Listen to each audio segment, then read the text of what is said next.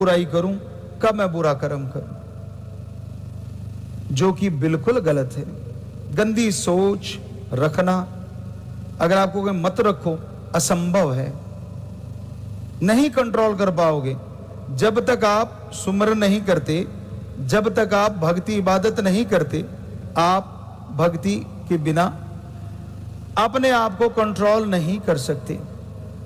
तो भक्ति करने के लिए मालिक की याद ताजा रहे, गुरुमंत्र आपके अंदर ऑटोमेटिकली चले, इसके लिए सेवा और समाधि में बैठना दोनों जरूरी है। सेवा करोगे, सुमरन में मन लगेगा, और सुमरन करोगे तो समाधि की तरफ जाओगे, और जब समाधि लगेगी तो फिर ये सातों पे आप कंट्रोल कर सकते हो, अदरवाइज नहीं कर सकते। दिखावा किया जा सकता है कि मैं सबर वाला हूं, दिखावा किया जा सकता है कि मैंने कंट्रोल कर लिया, असंभव। जब तक शून्य समाधि से 10वें द्वार से ऊपर नहीं उठते, तब तक आप कंट्रोल नहीं कर सकते। पता नहीं मन कब दगा दे जाए। साईं जी महाराज के वचन आपको बहुत बार सत्संगों में सुनाए हम।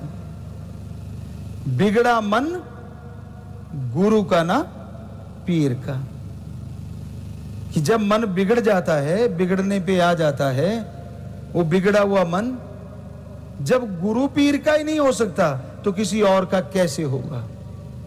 मन को लगाम दो। ये मन ही इन पांचों का हेड है। काम वासना, क्रोध, लोभ, मोह, अहंकार इनका मुखिया है। तो काम वासना, फिर क्रोध। क्रोध जब आता है तो आदमी का बुरा हाल हो जाता है।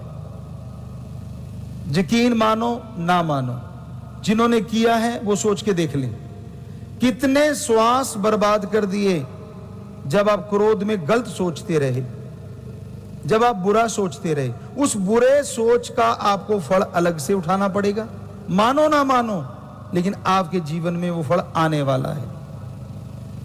और दूसरी बात, उस क्रोध की वजह से मन ने जो क्रोध रूपी चोर को हावी किया, तो आप सारे रिश्ते भूल जाते। सामने माँ हो, बहन हो, बाप हो, बेटा हो, बेटी हो, कोई भी गुरु पीर पैगंबर कोई भी क्यों ना हो, जब क्रोध आता है तो आदमी के अंदर सिर्फ क्रोध होता है, यकीन नहीं आता। किसी को कहो कि मुझे क्रोध आए, शीशा दिखा दो, आप शैतान का रूप, राक्षसी रूप धारण कर लेते हैं। आंखें फैल जाती हैं, नथुने फैल जाते हैं, मुंह अलग तरह का हो जाता है। शायद आप उस शीशे को देख